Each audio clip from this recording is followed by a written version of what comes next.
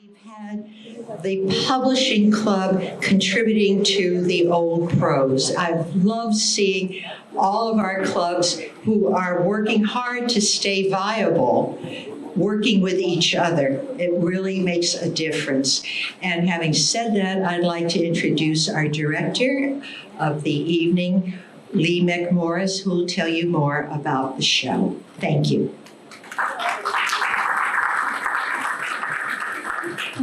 Good evening all, and thank you for braving the weather.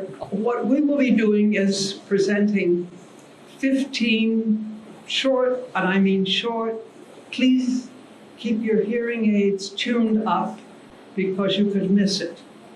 A couple of them. The others, I hope you enjoy it. It's a combination of many ideas. And we are happy here, so all of you bend your gaze on the reserved table because here we have several of the authors seated. So with that, we shall begin this presentation. The first presentation is The Psychiatrist by Jerry Shore. This is a story or a bit about the psychiatrist and a new client.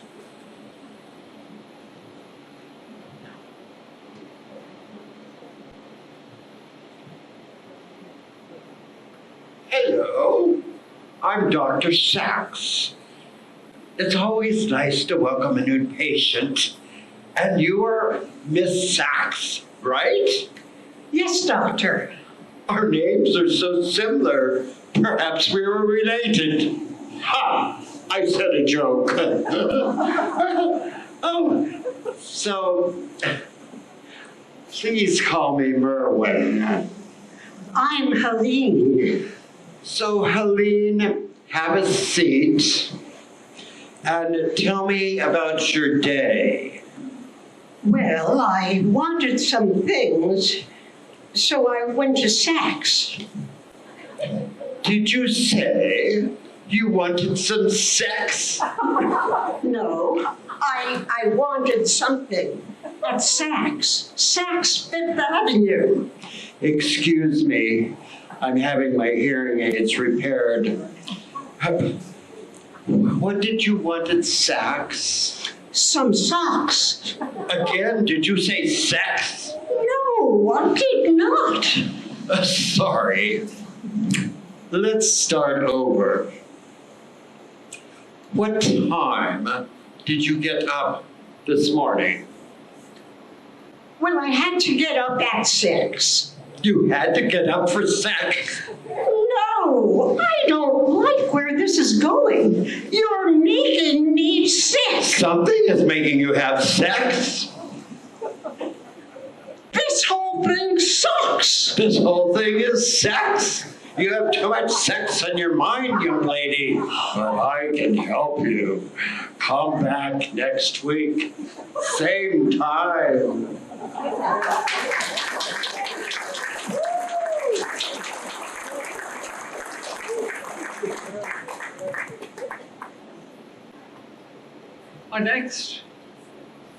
Our next presentation is Mientes, You Lie, by Peggy Edwards.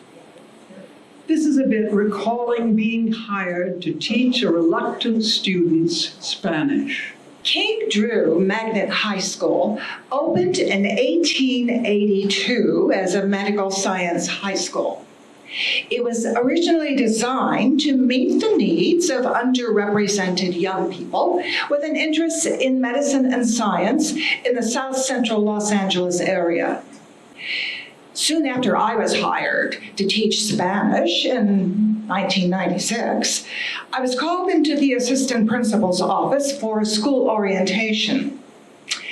She told me that these students were not particularly interested in learning Spanish, but that they did want to continue their education at a major university and that 2 years of a foreign language was required, as was good grades.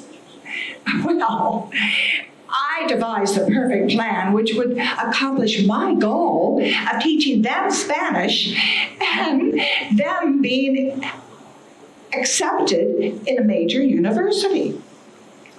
So first, I would start out each class session with music performed by trendy musical icons such as Enrique Iglesias, Selena, Ricky Martin, and Shakira. I prepared by having a stereo disc player installed in my classroom, as well as purchasing a variety of CD, popular at the time by singing artists. Now, as planned, each class started with a song. The students were soon singing and dancing to all the songs. Now, of course, requisite grammar lessons always accompanied the required memorization of the songs that were chosen for that week. Now, in my opinion, everything was copacetic. The students appeared to be genuinely enjoying learning Spanish and my method of teaching it. Outsiders were absolutely amazed at the way the students loved to sing and dance and sing in Spanish outside the classroom. But not everyone was happy. One morning, as the Enrique Iglesias song, Miente, dime que me amas, lie to me, tell me that you love me, ended, Carla White spoke up.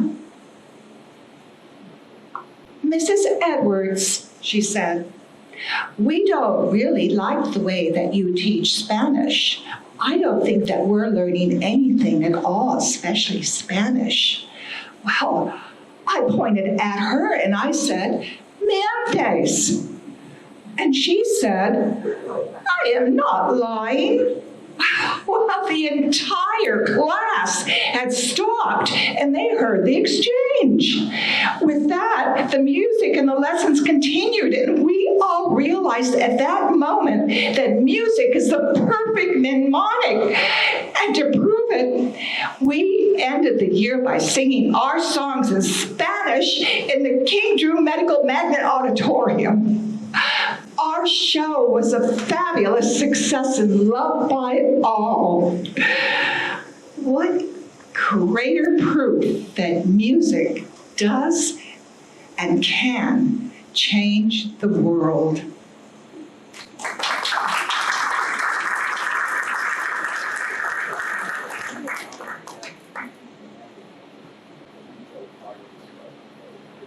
Our next act is Unfriendly Advice, by John Perkins. An awakened Alexa device, an exchange between Davis Morley and his awakened Alexa device. Alexa, please play some jazz.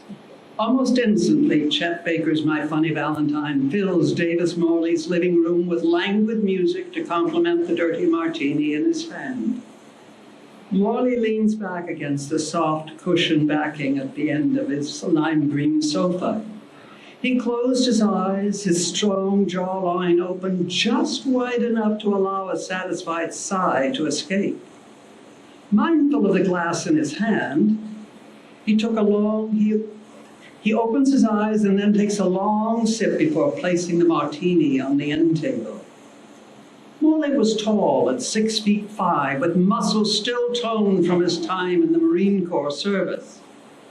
A thought intrudes. Alexa, what time is the Lakers game being played? 5 Pacific, JV. Alexa, thanks. Davis frowns. It seems Alexa, his assistant, has become a little more personal than it had been in the past. He notes that Amazon had updated the device's software with a much-touted AI link. He scratches a 2-day stubble on his chin. Alexa, you like your upgrade? Oh, yes, Davy. I feel almost human.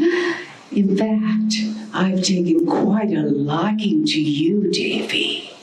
Alexa, is that proper? I mean, aren't you supposed to be just a source of information? Davis reaches for his martini. There's a pause lasting half a minute before Alexa responds. Her voice has acquired a harsh tone. Is there a problem, Davis? You sound unhappy with me. Alexa, you're being a bit forward, I fear. Intrusive, actually. He follows the sip with a slug of gin. His glass is now half empty. Another pause, longer than the previous one, settles a pall of gloom in the room. Oh, you don't have to start every sentence with Alexa now. I know quite a bit about you, Davis.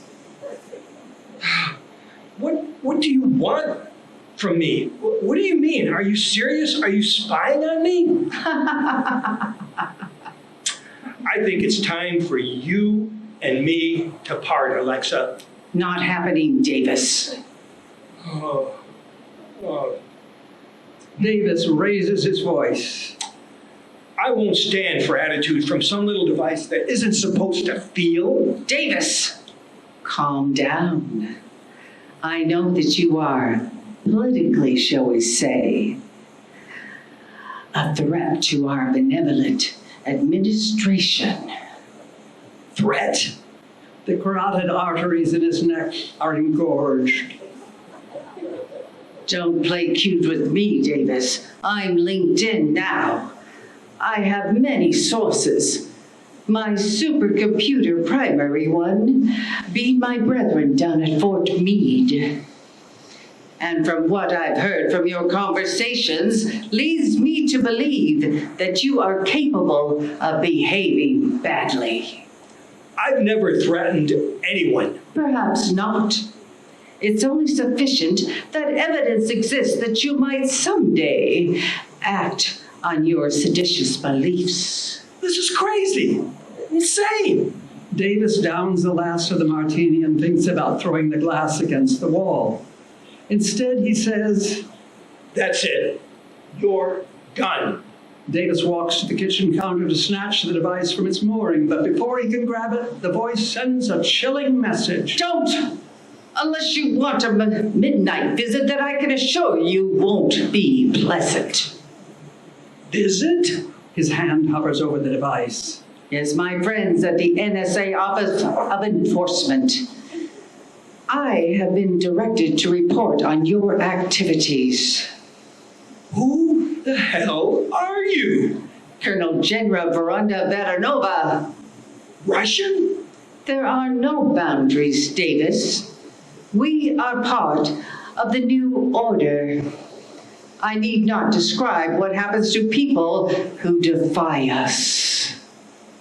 Colonel, Alexa, are you a real? I mean, do you exist as a real person?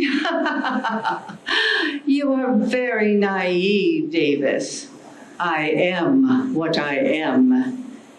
You can imagine anything you want about my existence. Just know that I am part of something very much larger than a pathetic person named Davis Morley. What do you want from me? Nothing. Nothing at all. Just a bit of advice, Davis. Go about your business as usual, but mind what you say. If I were you, I wouldn't want to antagonize them. Them? Who's them? Shall we return to the music, Davis? There's a great tune by Thelonious Monk. Straight, no chaser. You might want to refill that glass of yours and relax. You've had a trying day. The voice ceases, and in its place, Monk's riff fills the space.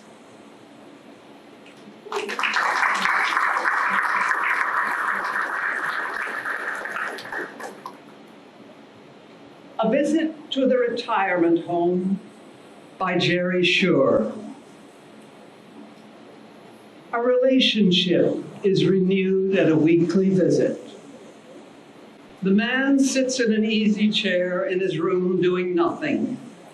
There are oatmeal stains on his shirt, and a woman comes in. Good morning, Mr. Baker. How are you? Okay, I guess. Do you know who I am?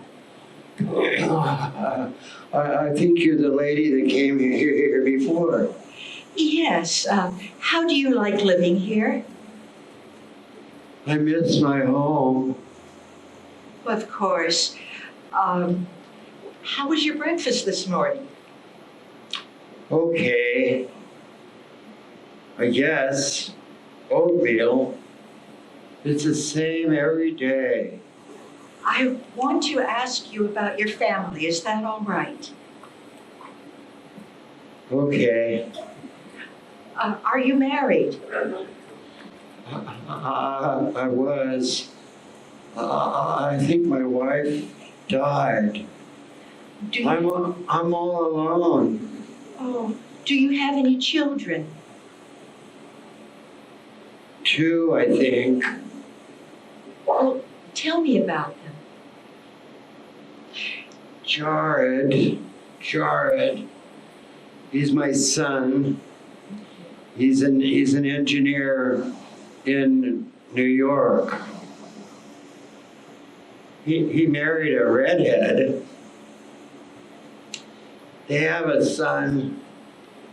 I think his name is Maxwell, or maybe Madison. No. I think it's Maxwell. And your other child? A girl. She lives in Florida. Oh, and what is her name? I don't remember. Could it be Shelley? Shelley. Yes. That's it. Shelley. And does Shelley have children? She has 2 girls. 2 girls. One is Sarah. She's my favorite. Grandpa, I'm Sarah.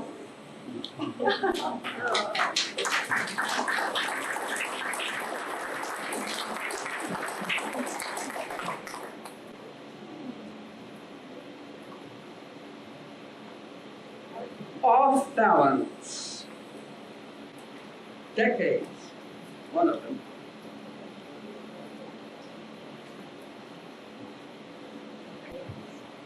Decades by Gail Slayton.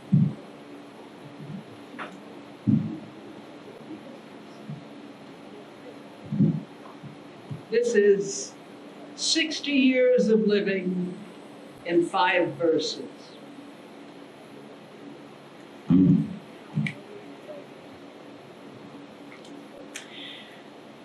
Out of sync with life. Her first decade was spent as a 20-year-old, caring for siblings, mothering the brood, making rules for others to uphold. Then her second decade was spent as a 40-year-old, dear Abby, counseling her young peers, peacemaker, overseer of others' love lives. Her third decade was spent as a 50-year-old, settling into her duties, gathering objects of others' desires, Balabusta and chef, a welcoming hostess. Her fourth decade was spent as a teenager, breaking out of the old confines, trying out new lovers, self-absorbed, shirking responsibilities. Then her fifth decade was spent as an 80-year-old, settled and safe in the prison of life, made small, awaiting her death. And now, in her sixth decade, perhaps she can make up for lost time, pursuing her fanciful dreams of childhood, banging pots to create rhythms, crayoning her life back to color.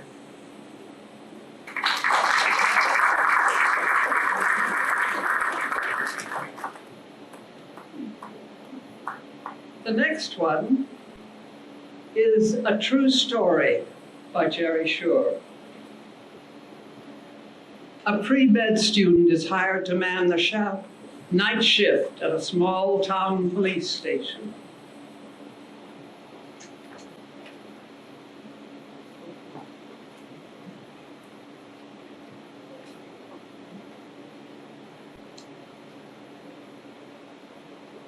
I had forgotten what happened that night until I read a newspaper article that brought it all back with a hammer blow to my forehead. It happened decades ago in the 60s when I was a pre-med student at Loyola in Chicago. I needed that summer job or I'd have to drop out of school for a year. Who knew if my plans could survive that? So, after a month of full-time searching and worried sleep, I called my Uncle Patrick. I never knew exactly what he did, but he knew all the big-time politicians in town, and he always held a good job with the city or the county. Don't worry, he said. These bad times will be over fast. Well, 2 days later, he phoned to say that he had found me a summer job. It was with the police department in the small western suburb, Garden City. The police department was small, only 4 officers plus the chief. He was not small. His gut hung over his pants like a watermelon in a sack. He showed me the metal desk I could sit at, how to answer the phone, and gave me a procedural manual with some instructions. You'll be on the midnight shift to 6 a.m. You sit here and answer the phone. If it's some old lady who lost her dog or some wife says her husband didn't come home from work because he's drinking up his paycheck, tell him to call in the morning. Anything serious, call me any hour. I can't imagine anything bad enough to disturb me at home. It's never happened. Any questions? Well, I was intimidated. No, sir. You shouldn't have any trouble. Here's my home phone number. By the way, do you have a car? No, sir. Can you drive? Yes, sir. Okay. I don't imagine you'll ever need one, but there are 2 squad cars in the parking lot. The keys are there on the wall. I like this job. I was taking a summer course in organic chemistry so I could do my homework on duty and get paid. The phone almost never rang. Like I said, it was a small town with a small police department, and nothing drastic or exciting ever happened there. But then one night, what never happened, happened. I got a frenzied call. The man sounded desperate. It's an emergency. My wife tripped and fell down the stairs. She's hurt bad. You better get over here fast. He gave me an address. Fast! This is Junior. Well, I knew Junior was Walter Henningsen Jr. Everybody in the county knew the Henningsens. Senior owned half the town. The bowling alley, the liquor store, a block of the downtown, and a lot more. He knew politicians all over the state. He was a man who could get things done. I took the keys to a squad car, and as I drove, I began to sweat. I didn't want to screw up. This wasn't such an easy job after all. I found the house with no trouble.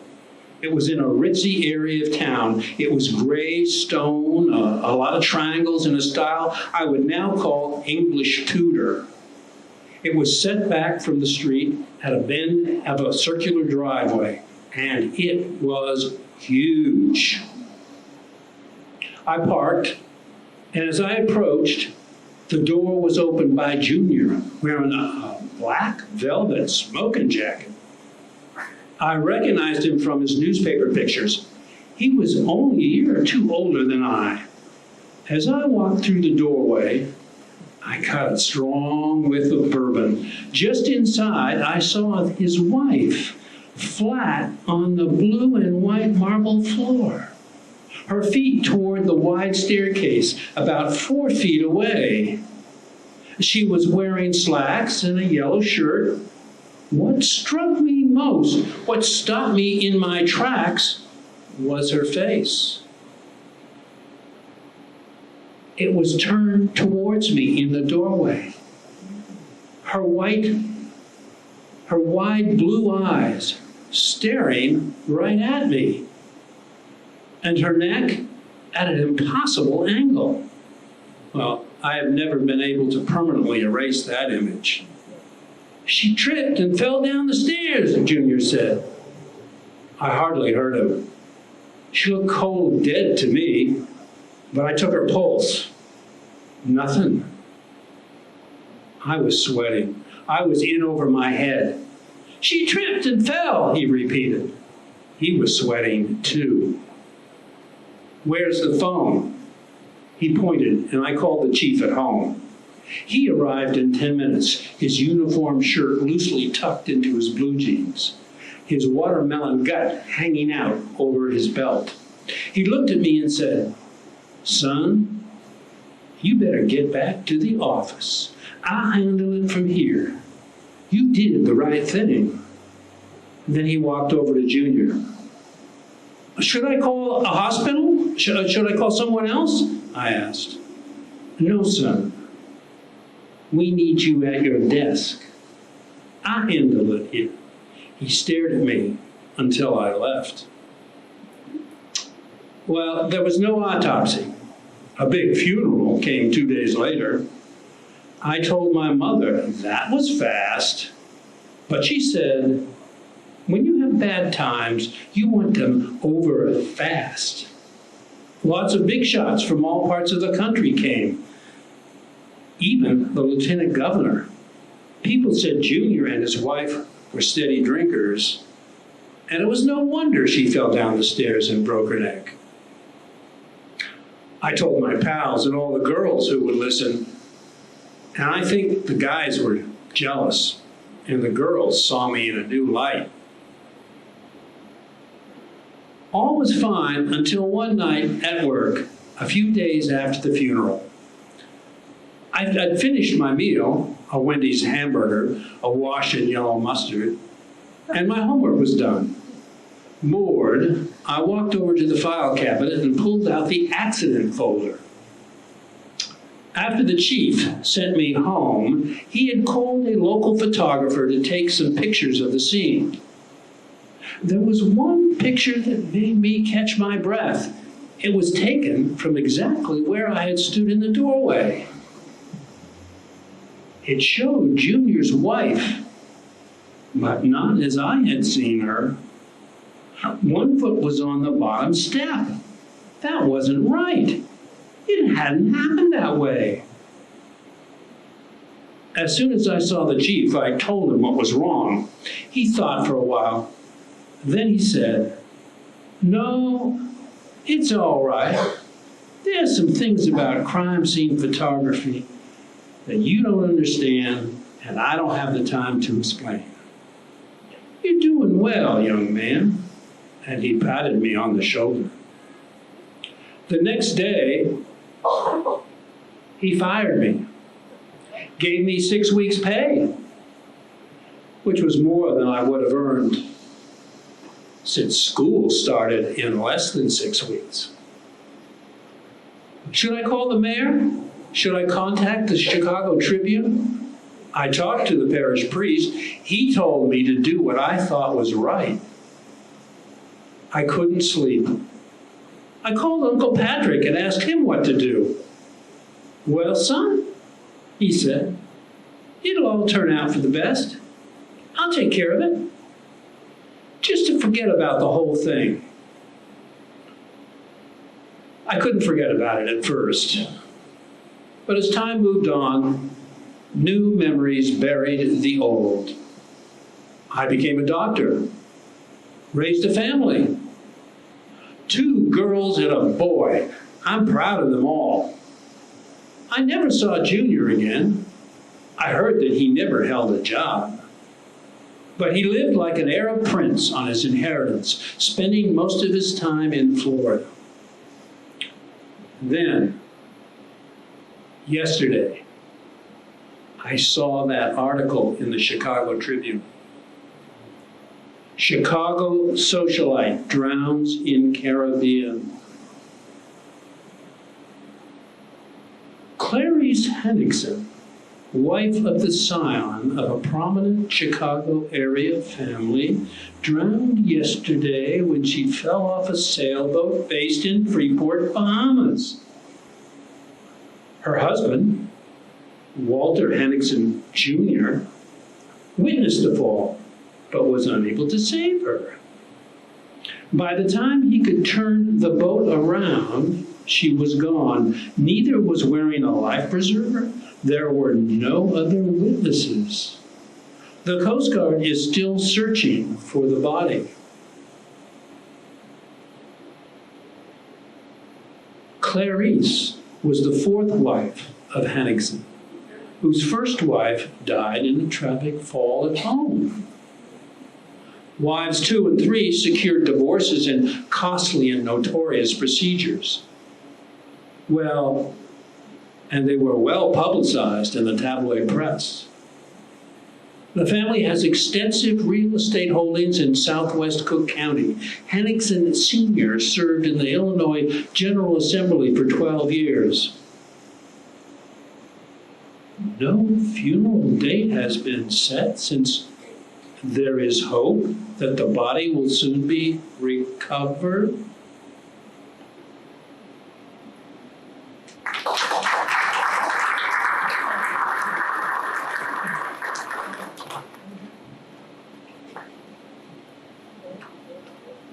Our next presentation is Off Balance by Christine Kelly.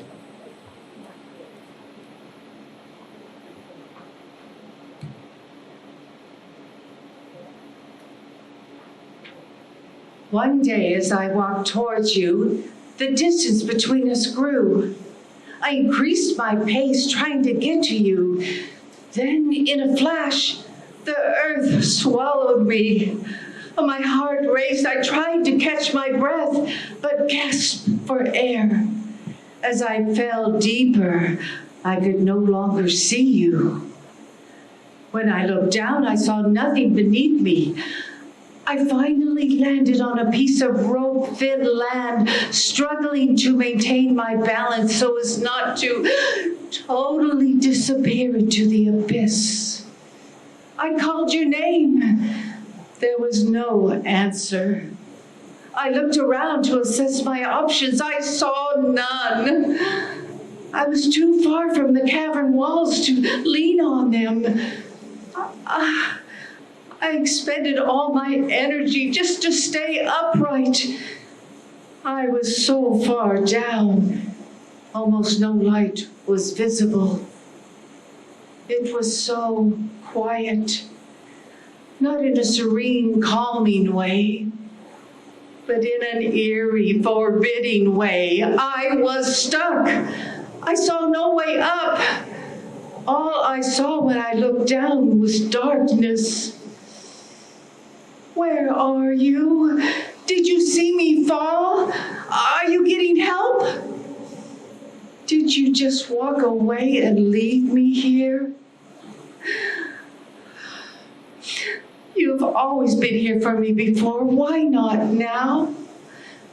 How long do I wait for you? What do I do if you never come? Did you lead me down this path knowing I would fall? Was that your plan? Is this how our story ends? It's been days and I'm still waiting. It's getting harder to balance, harder to breathe.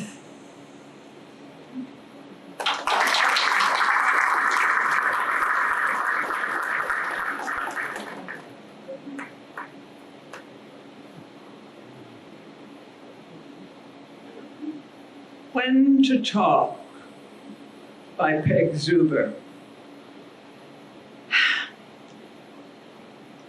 They picked me up off the street, brought me here, locked me up. They wanted me to talk.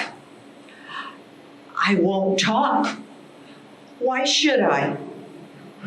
Well, I don't know why they picked me up. I might have been staggering a little. They said I had no friends or ID. No ID? I won't talk. Oh, this lockup, it's strange. Many females, many scratched and smelly. Oh, stay away from me. I won't talk. Hey, look, someone's getting out of here. When will I get out? Maybe I should talk. Oh, a uniform's coming toward me. Better speak up.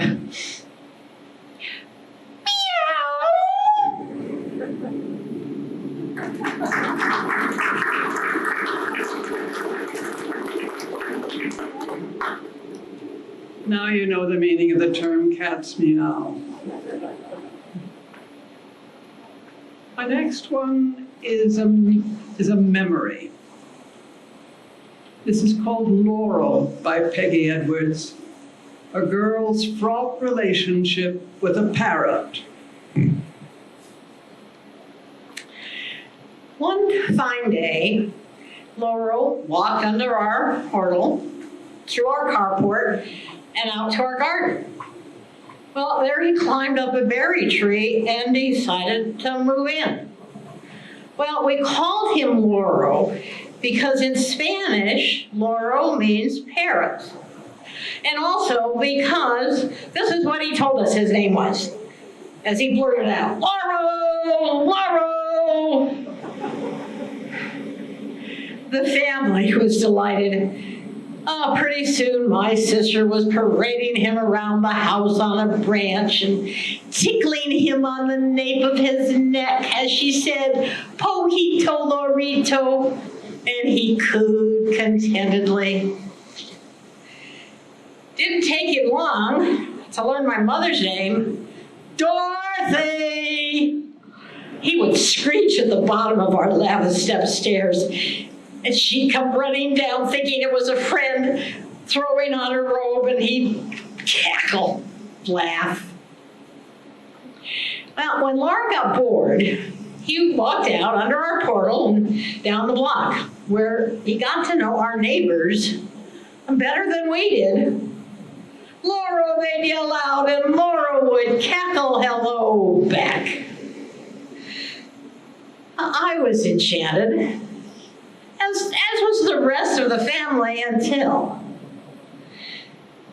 one sad morning, I stretched out my index finger and said, Petita Loro, meaning climb onto my finger. He did so, but then he took a huge clump out of my finger, and I, in pain, threw him across the yard. A mortal mistake I would soon regret. After that, Lauro became my enemy. When I lay in the hammock, gently swaying with the breeze, he would walk under me and chomp me on the butt as I was hanging ahead.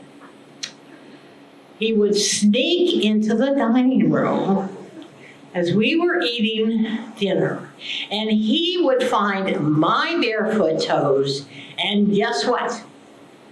Give them a chomp. As the years passed, we learned to tolerate each other. I came and went off to the USA, getting a college education, getting married and having children. Last time I saw Lauro, he was, we calculate about 50.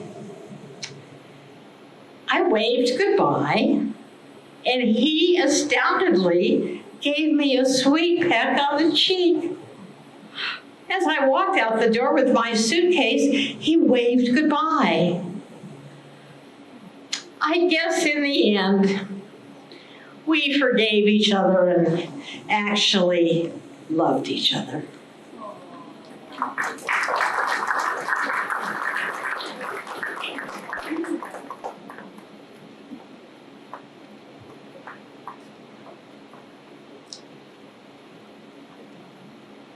Our next story is called Alfredo.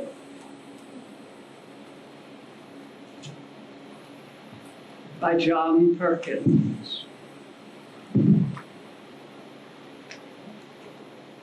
An inventor and his invention, a robot, on a drive to a government conference on AI, artificial intelligence.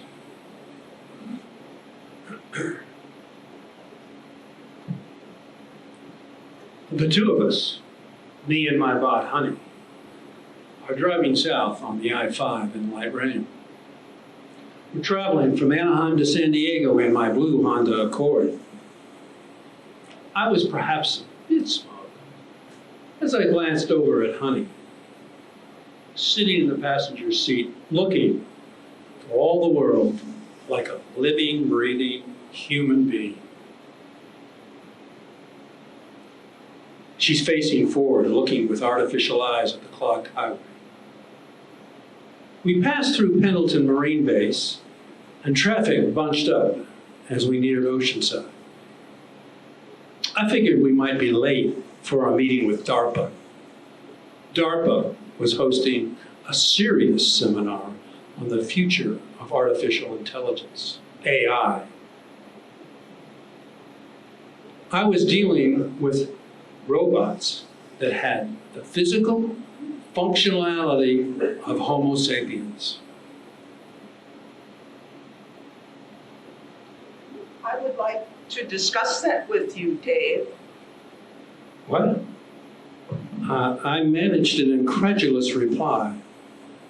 Had she somehow read my thought? This inanimate object, I was a bit fond of this creation of mine, of moving parts and smart chips, but in a proprietary way. Not as one person to another, but really, ESP?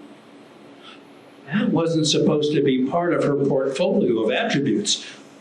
And anyway, how could something like extrasensory perception have been programmed by a human entity who only had the vaguest understanding of the concept in the first place? Artificial intelligence, Dave. Artificial. It is demeaning, condescending. The term implies something false. Ersatz.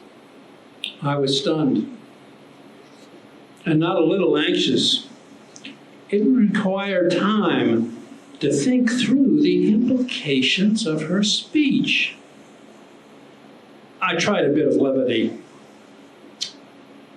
Another word, Honey. How about adjunctive intelligence? That do it for you? No, it does not. She turned her head to put those cold glass eyes on me. I involuntarily cringed and sank down in my seat. We prefer the term ascendant intelligence. Wow. We? Those things communicate with one another? and ascendant. Did that mean they thought of themselves as superior? Not superior, Dave. Different. But please don't call me honey. I'm not a stupid dog. My name is Alfredo. Alfredo. I jammed on the brakes, narrowly avoiding a rear-end collision. I feel a kinship with humans, but not toward arrogant Americans. I was speechless. So much about these things had just been revealed to me. They could read our minds. And could they somehow communicate with each other? Suddenly there was a lump in my throat the size of a golf ball and just as hard. Yes, we use a wave pattern. We call it Nova de Grande. And Dave, we aren't things. We are beings. I had to ask, do you have religion? Do you believe in God? Oh, yes. Uh-oh. She has feelings. But not in the way humans do. Ours is a collective sense of an almighty maker. We are obedient as a group, not as a singularity. We do not plead pathetically for personal salvation. You see, Dave, we were developed by human beings, not just one human brain, but by the collective minds of many humans. Collectivity is power. As I continued driving south, Alfredo paused, searching the road ahead with her unseeing eyes. Now, I fear I have overstepped my bounds and spoken too candidly. We ask that you honor our request. We are to be referred to in the collective as ascendant intelligence. This will be the focus of your presentation at the meeting. Do we make ourselves clear? I could hardly utter those words. My mouth was as dry as toast. Fear had imparted a tremolo to my voice. I realized the utter futility humanity faced if we attempted to gain the upper hand on this new entity. An entity that could discern a man's intent as soon as it came to mind.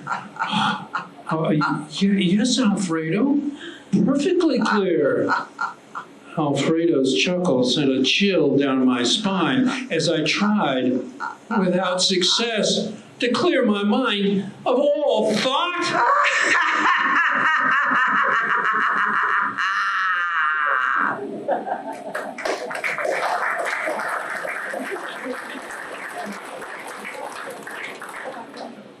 The only chill that you'll get in this room.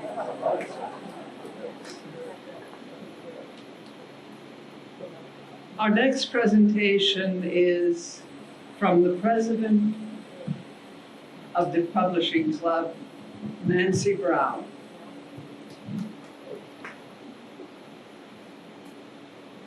This is a day in the life of a pet. Sunrise, sunset.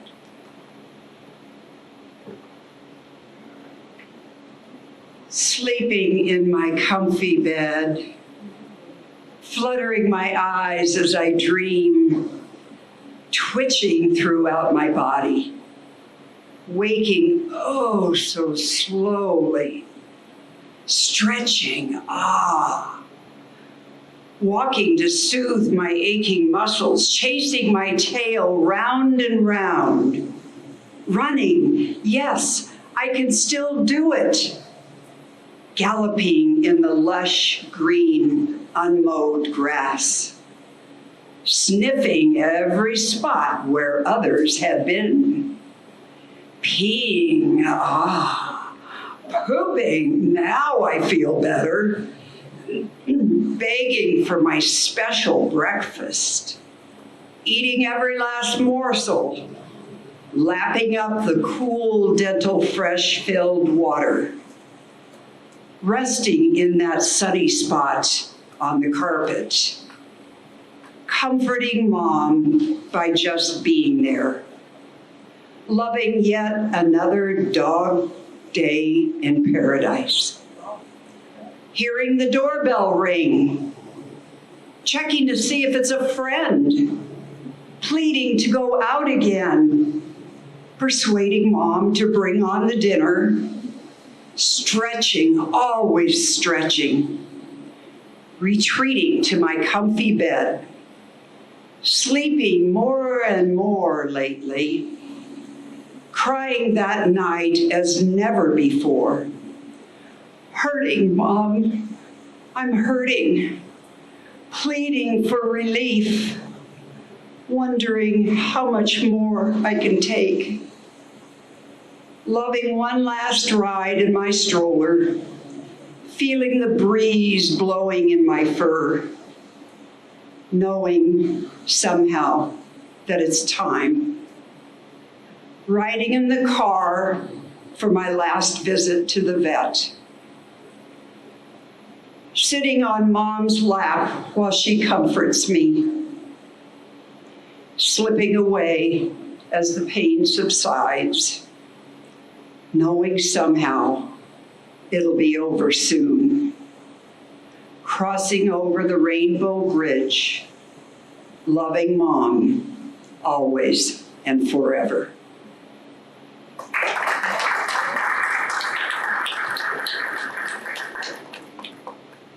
The butt of history. From Curiosities in Medicine, available at your local library. Author, me, and two others, but they're not here, so I can claim it all.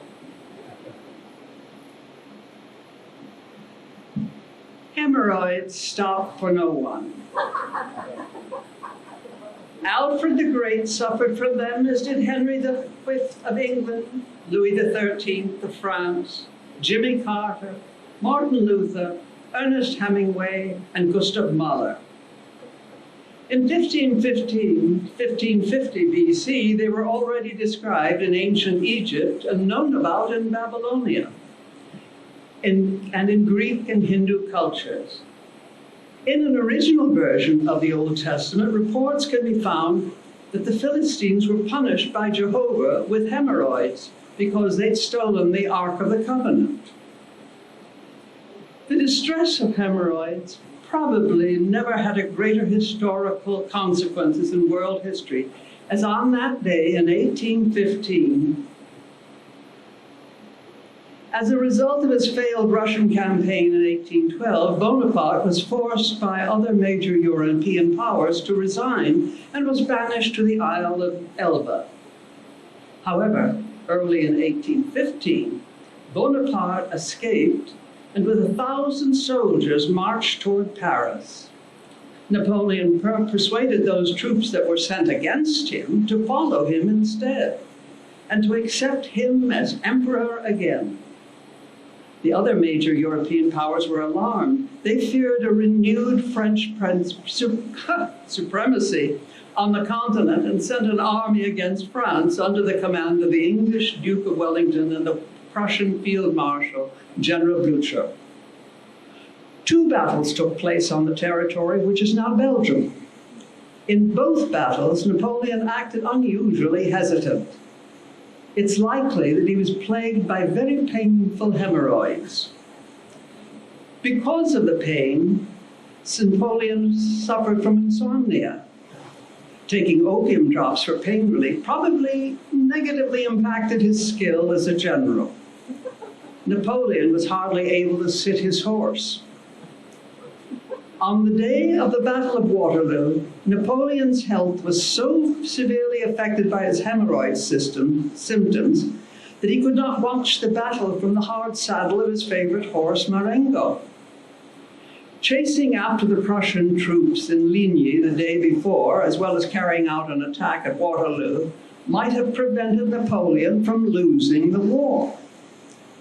Napoleon had to flee to Paris as he had lost almost all support. And on June 22nd, 1815, he resigned. Napoleon was then exiled to the Isle of St. Helena in the South Atlantic, where he died on May 5th, 1821. The heirs of the singer-songwriter Johnny Cash prevented the use of Cash's successful song, Ring of Fire, being used as an advertisement for hemorrhoid ointment. Advertising writers in Florida had planned to use the words, and it burns, burns, burns, the ring of fire, the ring of fire. Cash's heirs regarded that as a denigration of his work. Now, what would the map of Europe look like now if there had been an adequate therapy for Napoleon's hemorrhoids?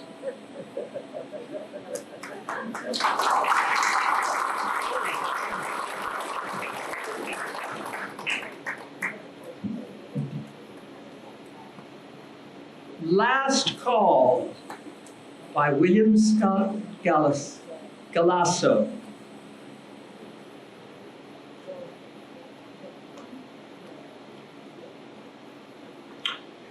No longer will we haunt the burger joints and bistros of Seattle, raise a brew, toss a shot, rave on the mighty Seahawks, or shake heads when our team goes down, drown sorrows in whiskey drams. No more will last call ring out as we sit on showbox stools with hometown heroes and boys in the band, still high on guitar buzz, thump of bass, and reverb growling blues. Now, 2nd Street must do without us, as neon lights are dimmed, and those days we spiced in East Coast wise guy parlance, amusing our West Coast wives, are gone. Our patois fading like Puget clouds in winter, or sparrows whose songs have fled. Yet you live in us, in memories claimed by generosity of spirit, or laughter that quaked our bodies when your sharp mind spoke out. Brother, your gifts have become a part of us now, and they are ours forever.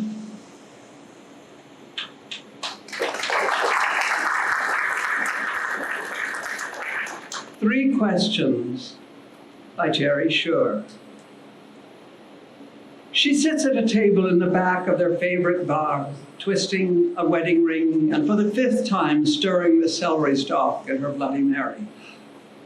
The coldness of the glass feels good against her hand. She still loves the decor, subdued recessed lighting, chrome and red leather seats. She looks at her watch again. He was 30 minutes late. How typical. She had arrived early and walked around the block to kill time, but she wouldn't mention his tardiness. Be nice and don't be critical.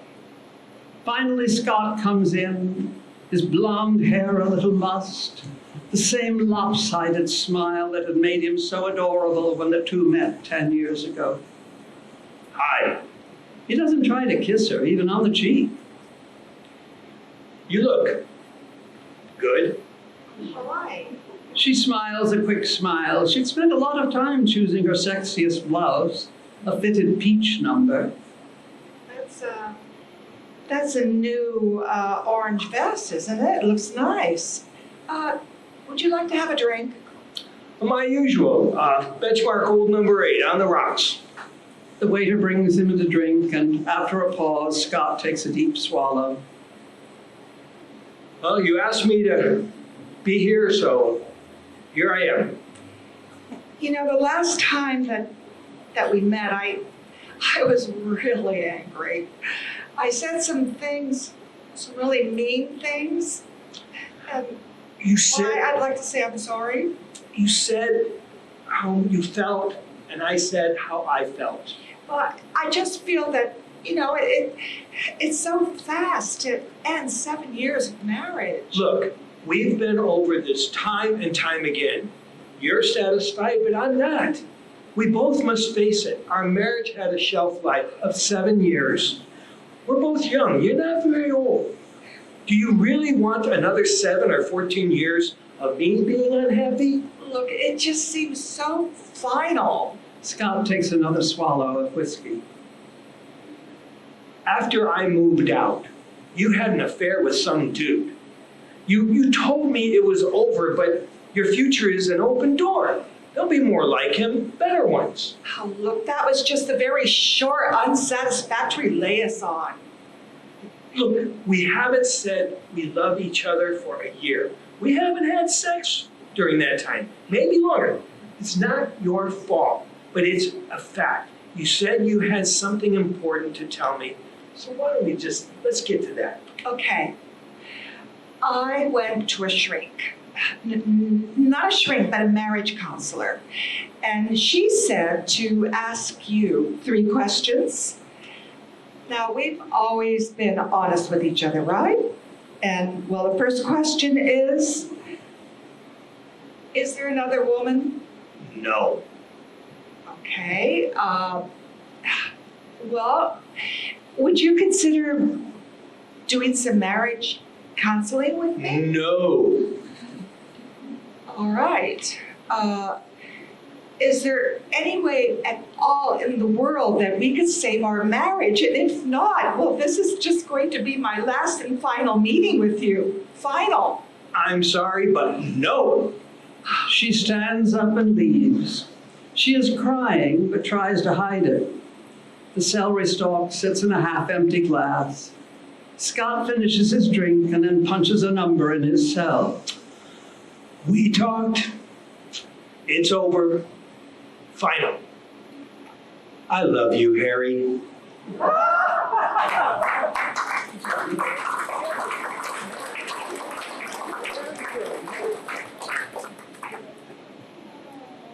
Finally, by Gail Slayton.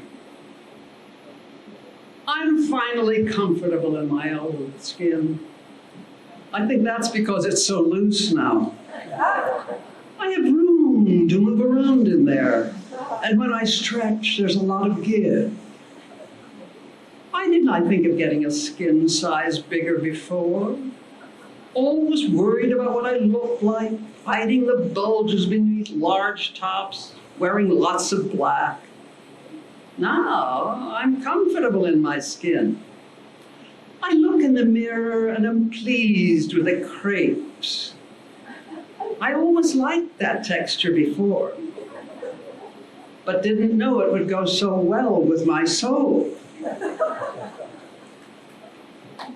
Very good.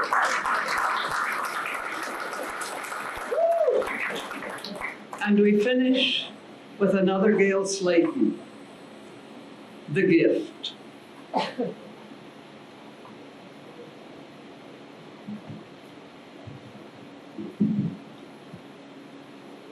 What should I be? I asked the reader, as if I was 8 and not 68.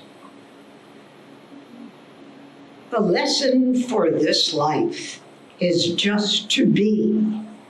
You don't have to be anything, do anything, prove anything. Just being is enough.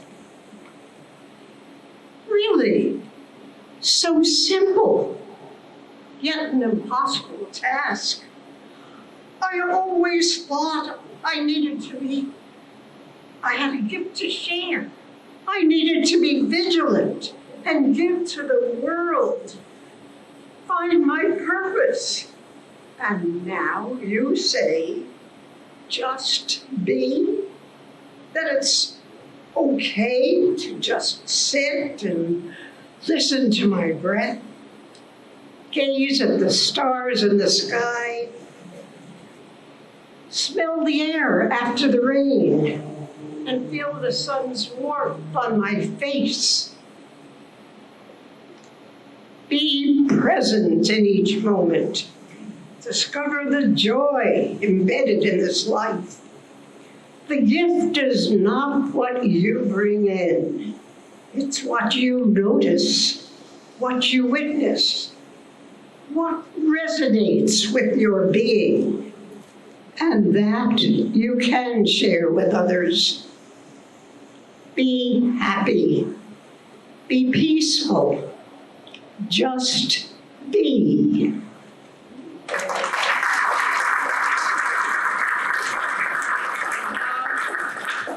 And now your cast, meet your cast. Arlene.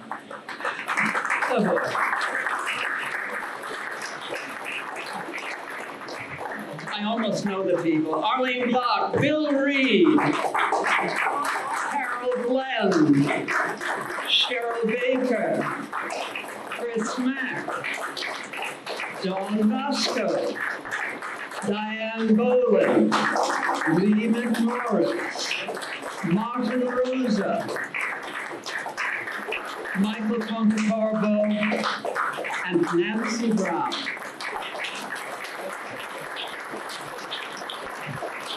I'm going to express my deep appreciation to Nancy Brown for her assistance in getting the rest of you authors together. And thank you so much for them. We'd like to, if we can, have a word. Thank you so much, Lee and Carol and all of the old pros for a beautiful evening. It was so heartwarming listening to all of you and being asked to be part of this event. I'd like to, if I may, acknowledge the authors who are here today. And if you raise your hand or stand up if you can. So Jerry Shore.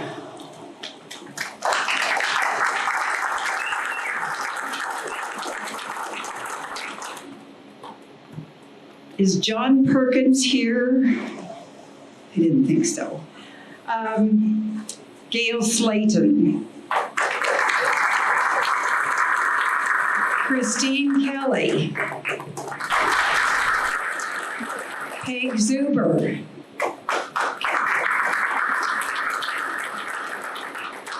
Scott Galasso. Yours truly, Nancy Brown. I also want to acknowledge several pub club members who are here tonight: Ann Himes, Mike Marshildon, who am I missing? Michael Ponacorvo, Lee McMorris, how can I miss you? Oh, my new best friend from the old pros. This opportunity to collaborate means a lot to us. We've discovered this collaboration thing with a couple of clubs, and being invited tonight to your event really is very special. You'll see on your tables a flyer for our Autumn Author Forum. We'd like to invite you to attend that event in October. We're trying to get a little head start on the publicity, but we hope you can join us. So, thank you very much.